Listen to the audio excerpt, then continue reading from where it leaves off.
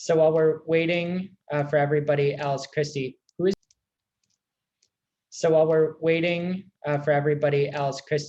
is your favorite musician of all time? Ooh, that is very tough. Ooh, of all time. Of all time. All time. And this is a loaded question. This is going to set the precedence for our webinar here today. So I really like Lana Del Rey. Oh, nice. Yeah, I would say she's definitely one of my tops. Okay. Okay, I can go behind Lana. All right. And yours? See, I didn't imagine you would ask me as well. I wasn't ready for this. So for me, it's tough.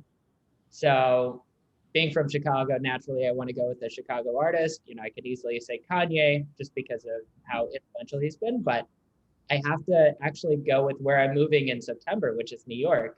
My favorite group of all time is The Strokes. Okay, good options, good options. Yeah, it's tough because you have to think of genre and like types and like there's just so many good people in so many different areas. It's like, who do I pick? I almost went with Beyonce. Oh, I mean, Lemonade, that's good stuff. Yeah. Oh, and then Benja says Britney Spears. Power to you. Power to you. Britney is Britney. You can't mess with her. Leave her alone. Leave her alone. Leave her alone. She's definitely a trending topic right now on all the social media platforms. Yeah, speaking of buyer's journey, Britney ought to jump on that influencer bandwagon. Yeah, she needs to re-promote her perfumes or start something. Oh my gosh, yeah, I forgot that she even had a perfume line. Mm-hmm. It was really popular back in the day. Okay. You know what, believe it or not, growing up, I was not big in the perfume game. I was pathetically a big fan of, you know, some cheap cologne back in the day that I won't even bring up just because it's too embarrassing for the public. Yeah, noted. We'll let you have that one. We'll let you keep that one a secret. Yeah, exactly. All right. So with that being said, do you suggest we wait another minute or did you want to jump into it, Kristie? I'll leave it up to you. It looks like it's 1 minute after the hour. Maybe let's give them one more minute just to make sure, and then we can jump in. All right, cool. You're the captain. I will gladly accept co-captain in this ship. So, love it. All right. So on the same topic of favorites, so we discussed your favorite artist, Lana. Big fan. Love that. What is your favorite film of all time? Oh, film. So I'm a movie buff. Love them. It may be a little cliche, but all Harry Potter. Love Harry Potter, like all of them. Okay. All right. All Harry Potter. I love that. All right. So if you had to choose one Harry Potter, which would it be? So I've always really liked The Prisoner of Azkaban. That's been one of my favorites. So I think that's the one I'd have to go with. Okay. Respect. Respect. I think I agree with that. And for me, I've got two. I've got my pretentious answer, and then I've got my more relatable answer. My pretentious answer is The Graduate, where I feel like it earns a little bit of respect, not a ton from film buffs, but it earns some. But I think the real one near and dear to my heart is Almost Famous. I don't think I've seen either. Oh my gosh. I'll send you them afterwards. Yeah, I'm gonna have to watch those for sure. Add it to the list. Sweet. All right, so we're at 3 minutes. So, you know, for those that are like me, you want to be fashionably late, you'll just catch up later or listen to the recording. So with that being said, I'll go ahead and kick us off. Friends, family, everybody between, thank you so much for joining us here today. Today we'll be talking about better buyer's journey. We'll be explaining what a buyer's journey is to us, of course, but ultimately the challenge right now is we're in a cookieless world. And to establish an authentic connection with consumers has potentially never been more challenging. But fortunately, you've got Kristie and myself to walk you through exactly how to capitalize on this seismic shift.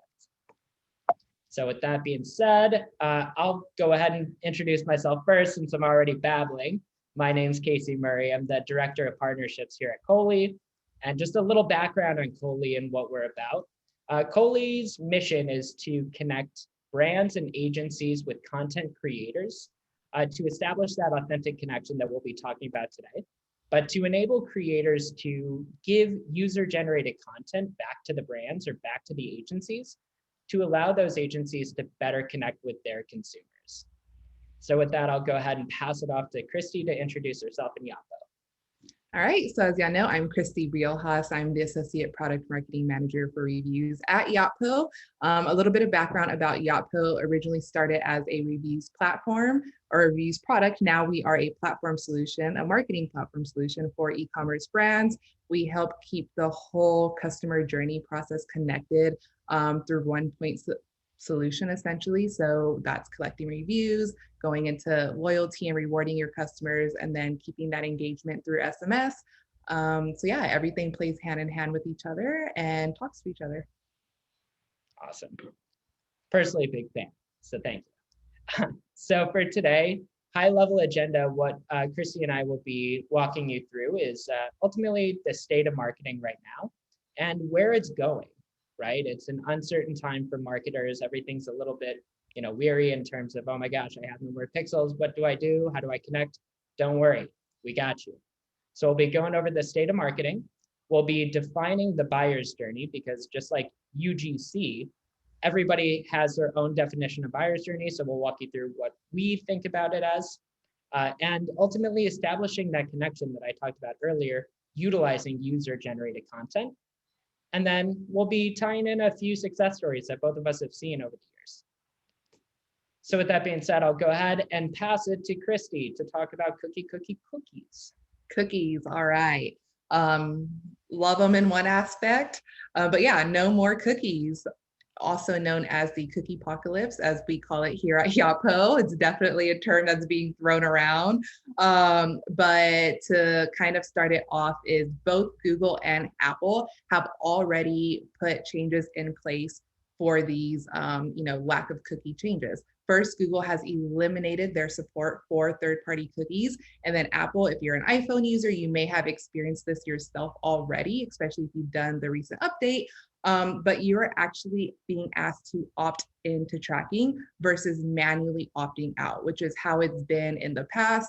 Most users for the longest didn't even know this was something they could do, didn't even know this was an option, didn't even know they were being tracked until they realized things that they were looking and searching were out of nowhere being advertised to them on Facebook, on social, and everybody was wondering, how's this happening? How's this happening? And I think it's becoming much more prevalent, and people are becoming much more aware that this is how brands are getting their customer information. So with the changes that's happening, it's a global movement to regulate the usage of data. And this is why brands or companies like Google and Apple have actually implemented some of these changes so far. Consumer privacy updates are not going to be going away anytime soon. In fact, we think they are going to become even more prevalent as the months and years go on. So definitely we will be keeping an ear out for other companies that are going to be implementing similar updates like Google and Apple.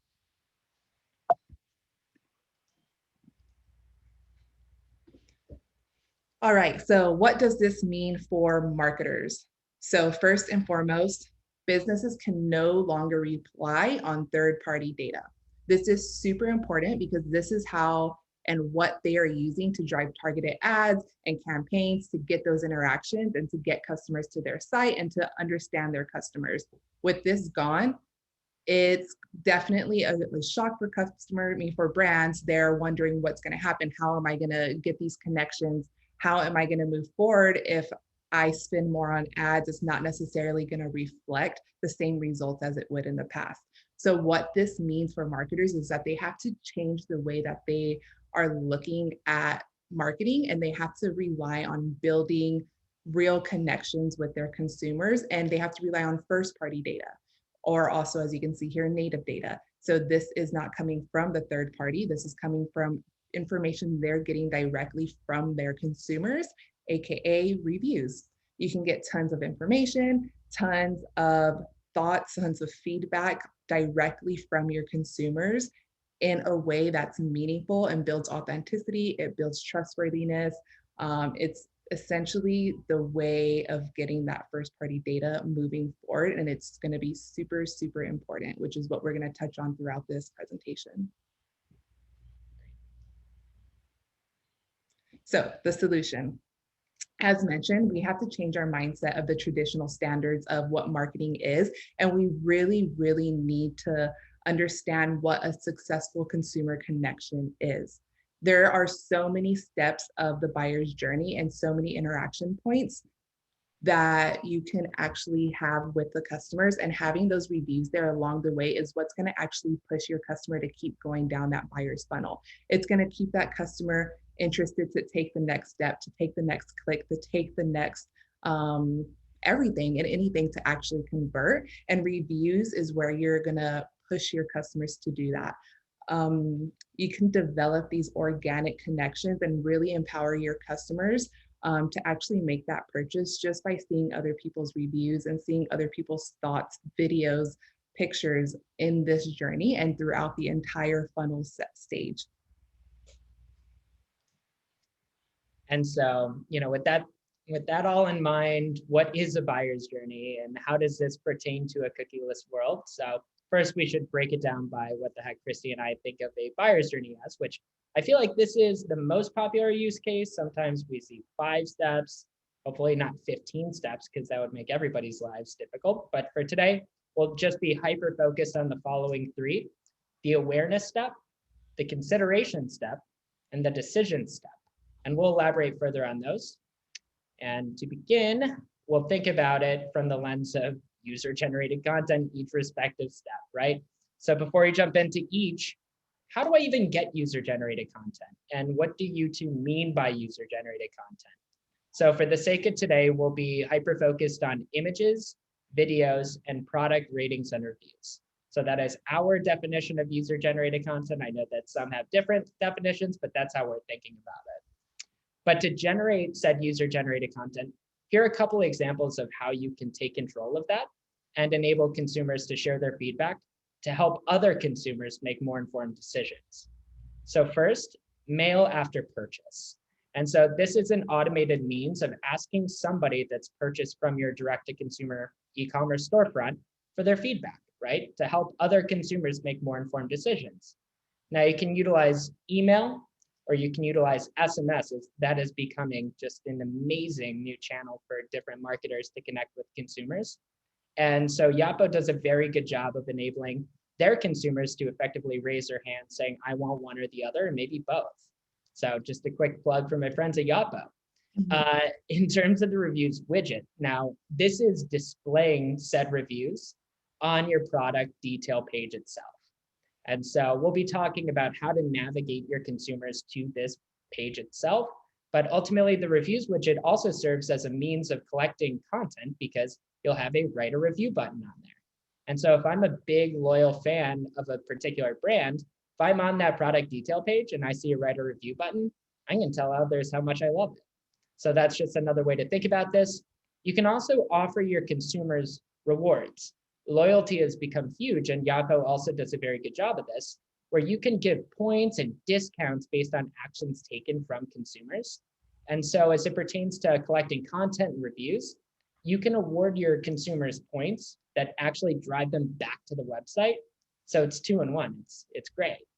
And then for us at Cohley, we love our content creators and we're all about it. So I think it's an effective strategy, whether you want to tap into somebody like Cohley and our solution to connect with creators, or you have your own in-house creators or trusted partners that you work with.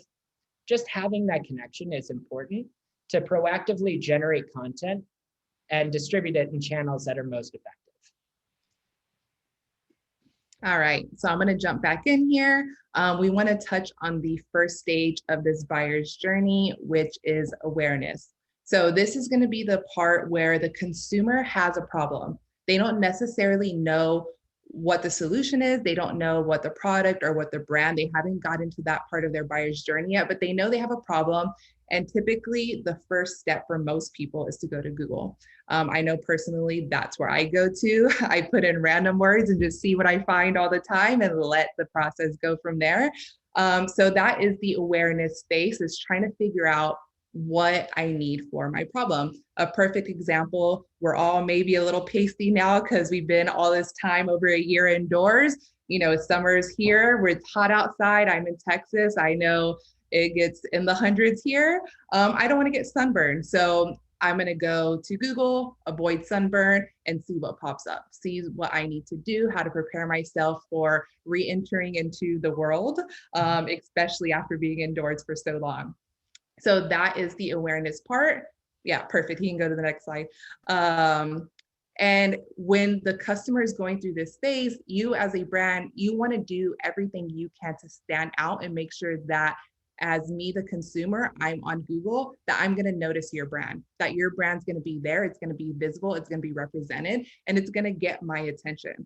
So we do this in a number of different ways through so many different parts of the awareness journey, from social, search, retail. As you can see here, influencer campaigns, social advertising, SMS and email, on-site, Google, and retail. So we are making sure that your reviews, your authentic user-generated content is being displayed every place that your consumer is searching and shopping. And that represents all of these different touch points, and that they're actually going to be pushed to the relevant consumer. So right here we have Pura Vida. So this is a super awesome brand. They've been a Yotpo customer for a very long time now, and they've just done such an amazing job at building that awareness and just really, really using their reviews to work for them. As you can see here in the results section, they have hundreds of thousands of reviews. Like, that's amazing. That's crazy numbers. Everybody strives to want that. That shows that how many people are buying from their product, which is just like super cool.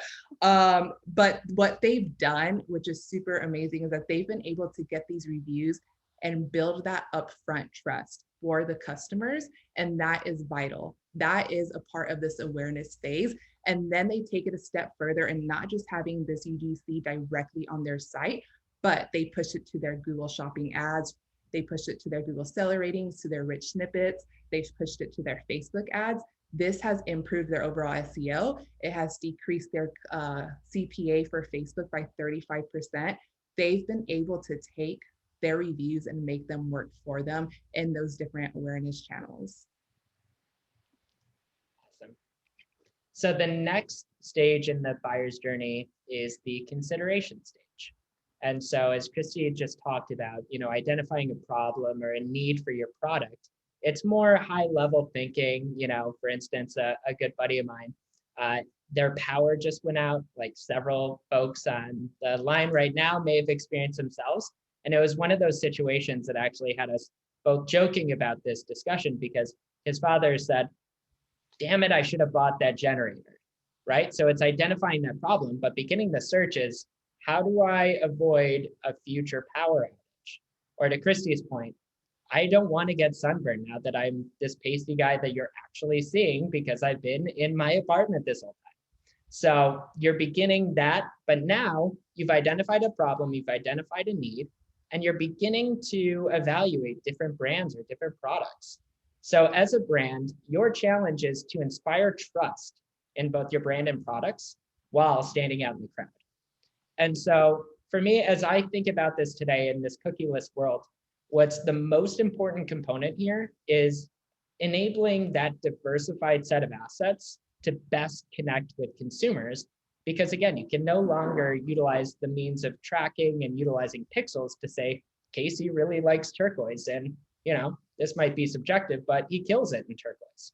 So you may think to yourselves, wait, how the heck do I connect with Casey now that I don't know his buying behaviors, right? Unless he opts into what I want him to do, which more likely than not, they won't. So your best bet is to hedge everything and offer a diverse set of content, assets, and individuals on the website to best inspire connection and actually tell me a story and showcase somebody that looks like me, which I think is so important in today's day. And again, just one thing to highlight is that we're no longer in an era of marketing and advertising to consumers in a one-size-fits-all model anymore. You need to make it as personalized, and you need to enable those connections to the best of your ability. And so a quick story from Cohley's end. One of our favorite customers is Hemp Black. And so Hemp Black came to us basically in a pickle saying, we would like to do all of these things at once, but we are constrained on time, resources, budget, and everything between. But what they were able to accomplish with Cohley, and they utilize Yotpo to display this, and I'll go over the different channels here, is that they connected with content creators of various shapes, size, color, gender, what have you. And they're able to produce more than 1,200 images ahead of the launch, which ultimately enabled them to utilize these assets across various channels to, again, inspire that connection that, yields people back to your site. So thinking about the images here on the left, they're able to now incorporate that into their social strategy. They're able to publish that on their e-commerce storefront through Shopify. They're able to leverage Yotpo to display ratings, reviews, and images right on the product detail page. And as you see on the right, they're even able to incorporate direct feedback into paid media. So as you think about user-generated content and diversifying user-generated content, it's not just the individuals, but it's also the asset type. So as you see here, the different images showcase different people that look different, that act different, that smile different, but it's also showcasing model shots. It's also showcasing product flat lays. And so as we think about diversification, it's not just people, it's also the type of assets in which you're delivering, because every consumer is a little bit different. Definitely. And then we are here on the third stage of the buyer's journey, which is going to be the decision, the part that I think everybody obviously wants. They want them to decide and convert for their brand. One thing that I'm going to say, which I think is probably going to be the most important part of this presentation, in my opinion, is that consumers don't trust brands. They trust your community. They trust your past buyers who have actually purchased, who've tested your products, who leave that review, leave that photo, and describe their experience. You can write the most beautiful, detailed description of what your product is, how it was made, its measurements, what flavor it is, and that's going to be great, but it's not going to be the insight that a past buyer can actually provide them, because they're looking for similarities between people who have purchased and themselves to decide, hey, is this something I can use? Is this what I'm looking for? And did they have the reaction that I'm hoping to have? And that's how reviews build your community and build and guide and educate your buyer's journey. So that is probably, I would say, one of the biggest things to highlight in this conversation is they don't trust brands, they trust your community. Saying it again, just to make sure we keep it in our minds, because that's just how important it is. And it's making sure that they're finding the product that's going to be most relatable to them. Retweet. So here you can see tons of different examples. When you're working with a company like Yotpo or any reviews provider, the goal is to get tons of reviews. We saw Pura Vida earlier. They have hundreds of thousands of reviews. Great. A single product can have thousands of reviews. Amazing. But this also means pages and pages and pages of reviews. If I'm a consumer and I'm looking for, a new pair of boots, and I have a wide calf or a wide foot, and I know that I need to know everything there is about the sizing of this boot, I don't necessarily care about shipping. So I don't want to go through reviews and pages reading about shipping if that's not really important to me. With our AI technology, we can actually highlight and filter the most relevant content at the highest converting points. And as you can see, I think right here on the bottom left, we have our smart filters. I can easily click size. All of the relevant reviews around sizing are going to pull up. And then we take it a step further by actually asking custom questions. This is done in the initial process when the customer is writing a review.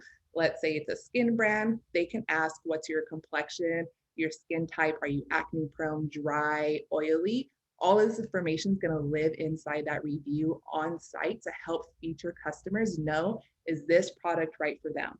I have personally very dry skin. I need to make sure I'm going to buy a moisturizer that's not going to dry me out any extra. I might think, oh, this is so cool, green tea extract, like that's amazing. Like I want green tea extract on my face, but if it dries me out, that's not going to benefit me. So reading that similarities and finding similarities from past buyers, it's what's going to make me connect with this brand, connect with this community, and connect with that specific product, and ultimately get me to convert and buy, which is the goal.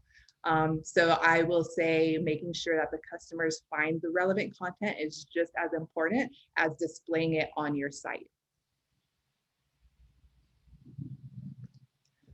All right, so right here, this is going to be an example, a case study, a customer success, however we want to call it, but it's for Domu brands. They have also done a tremendous job. They saw 96% uplift of conversions, and this is from people who have actually visited and engaged with reviews and visual UGC on their site. So super, super awesome. And another super strong point that you see here is that their customers actually spent 2 times more time on site. This is important because this means they're actually interacting. They're actually taking the time to read these reviews, to search, to filter, to look and see the relevant content. They're not just going willy-nilly and like, oh, sure, let me just add this to the cart and buy. They're actually doing their research. They're letting their past buyers guide them and educate them. And they're taking that information and they're educating themselves. And that is why they're spending more time on site. And they have the luxury of educating themselves right there on the product page. They don't have to go any further and say like, let me go to this other page and read more about reviews. They're doing it directly on that product page. And that's what makes it so impactful. And then before I proceed to the next slide, Kristie, I got a question for you. When you're shopping yourself, what are you doing more of? Are you doing more filtering, searching within the text reviews themselves, or do you find yourself sorting through the actual user-generated photos? So I'm a big photos person.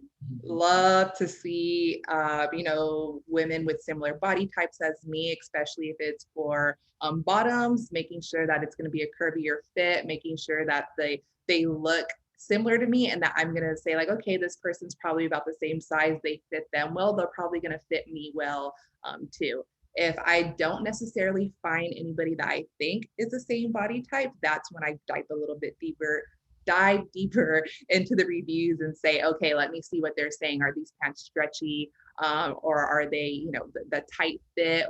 How is it going to fit me? Is it going to be right? Because personally, buying jeans online, it's super, super tough. I've always been the, in-store person, dressing room, let me try them on, going through all of that. So seeing customer images is just been a game changer for me, in my opinion. Right on. All right. So I'll give a little story on Revelry.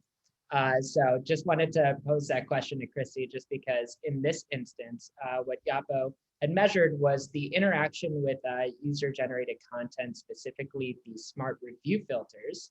And what they found is that 97.4% of all consumers that ended up on a product detail page interacted with the ratings and reviews element one way or another, which basically tells anybody on the line, if you didn't know already, you need reviews. And so every single consumer just about is interacting.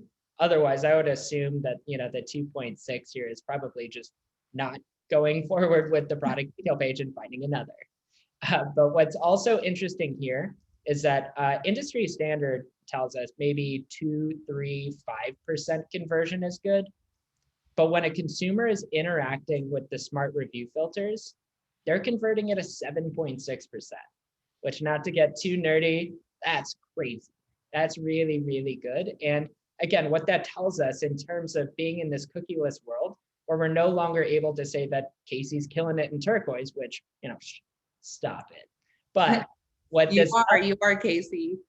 You are going to make me blush. I don't know what to say. But in terms of the filters and the ability to sort, as you can see on the left, you're able to sort by age. You're able to sort by, how they're utilizing Revelry and the products themselves and for what type, what's the occasion, right? That tells us everything that we need to know as a consumer, because now you're able to sort through, if you have 250,000 reviews, I'm not going to toggle through. I'm going to filter based on what I'm focused on, what I care about. Show me reviews from people like me. And so that's really the big takeaway from my perspective as well, is incorporating UGC into your website, into your ad strategy, email strategy, what have you. What's most important is to establish a connection in various channels without cookies.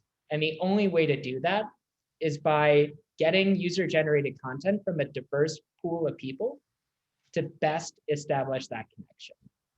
Exactly. And if you look here, oh, sorry. Oh, Just wait. wanted to jump in really quickly. And if you look here, you can see they're getting all of this information for each consumer that's writing that review. That is something that they can then keep, have that customer profile and know, hey, Jane is here. She's back. Last time she said X, Y, and Z. We know she may have a curvier body type. We know all these facts about her. We can build this customer journey and this customer experience for when she is on our .com, and we know how she wants to shop. We know what relevant products to put forward for her. And then this also takes you even further down the Yotpo funnel when it comes to loyalty and all the other good stuff, but you're essentially building a customer profile for them. And that right there is that first party data that you're getting for your customers. Great call out. Thank you, Kristie. That is so true. Awesome. And then about the partnership itself, just want to highlight exactly how Cohley and Yotpo work together. So Kristie and I will tag team this from our respective companies, but Cohley, again, is all about establishing connections between brands, agencies, and content creators. So with our platform, you're able to launch campaigns for images, videos, or ratings and reviews. And you can select the individuals you work with. But what's most exciting about our integration partnership with Yotpo is, as we learned today, the best way to connect with consumers without cookies and without tracking pixels is to showcase diverse set of content. And so Cohley enables you to select the folks that you want to work with, generate content, accept or reject it from them, and then you can send it directly to Yotpo. And so Kristie talked about the importance of showcasing imagery or video on a product detail page. I totally agree. It's so important.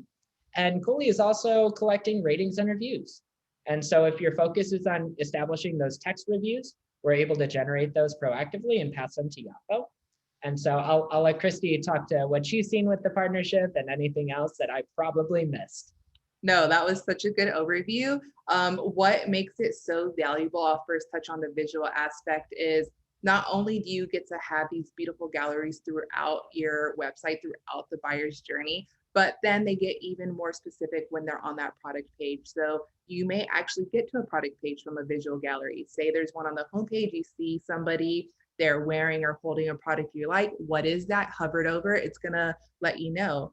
Highlight the different products, click it, bam, directly to the product page where it's gonna be even more visual content, all related to that product, even more photos, diverse photos. It's just super, super amazing, super strong. And then when it comes to reviews, it's known that having at least 100 product reviews for your product can double your conversion rates. This is where making sure you have the most content is vital, especially if it's a new product launch. Let's say you're launching a new specific skincare line, don't have any products, you don't want to wait the couple of weeks that it's going to take to generate that. Cohley's perfect. They're going to be able to send it to a micro influencers, a sample pool, get those reviews being generated before it's even launched on your site. So that way it can launch with reviews. It'll launch with UGC, it'll launch with photos. That's where the beauty of this integration really, really comes in. We know the power of reviews and the power of photos and videos is just so influential. So being able to have a partnership like this that really works hand in hand and basically tag teams your product page is just, it's beautiful.